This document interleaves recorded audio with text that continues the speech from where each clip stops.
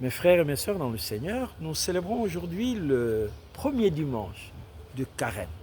Et les lectures d'aujourd'hui nous présentent, si vous voulez, la stratégie de Satan pour nous avoir. Le travail de Satan, c'est quoi? C'est créer un mur entre nous et Dieu. C'est créer la mésentente, créer l'inimitié entre nous et Dieu et entre nous les hommes. Attention, Satan ne vient pas du ciel ou je ne sais pas d'où.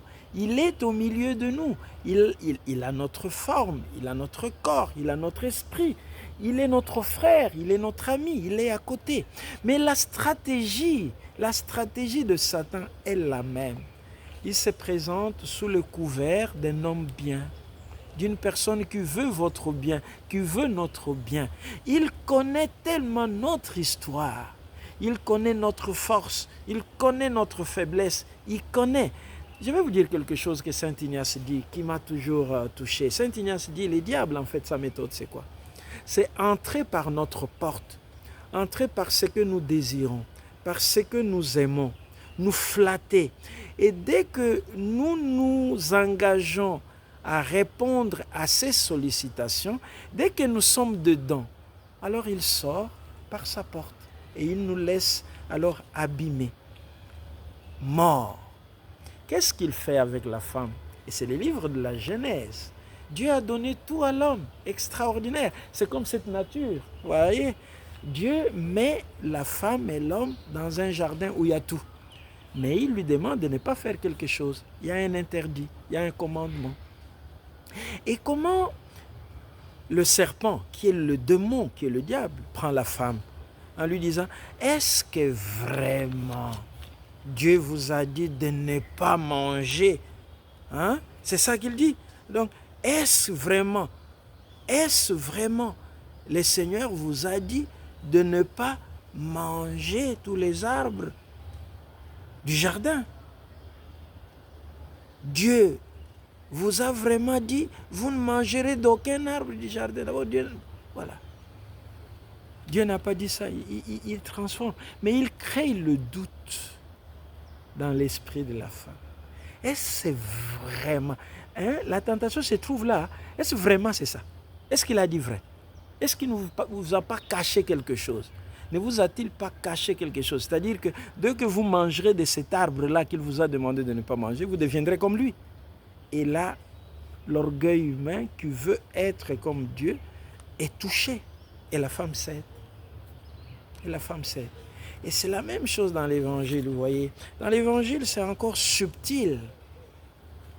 On nous dit qu'après avoir jeûné 40 jours et 40 nuits, il a faim. Jésus a faim.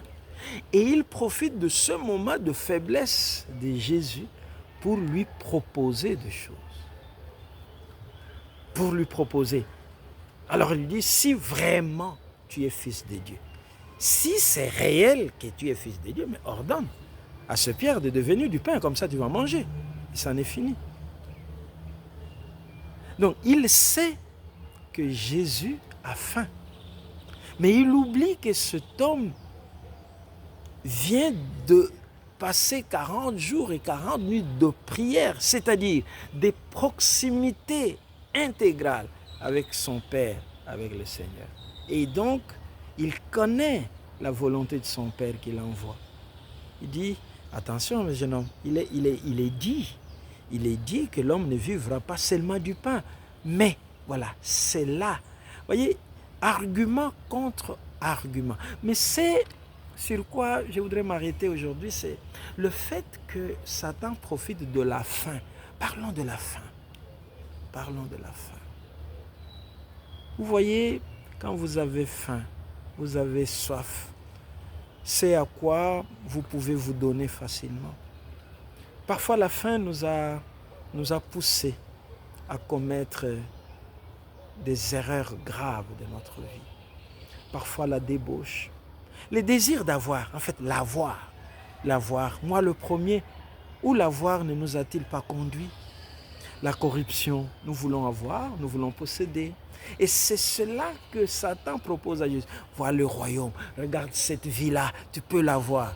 Et c'est autant. Et je pense que moi, la lecture d'aujourd'hui nous propose beaucoup de choses. Donc, on a la stratégie d'abord de Satan, mais aussi euh, notre effort à lutter contre la faim, contre ce qui rend l'homme fragile. Travaillons pour le pain aussi, le pain qui maintient nos corps forts. Que le Seigneur nous aide pendant ce temps de carême et qu'il vous bénisse au nom du Père et du Fils et du Saint-Esprit. Amen.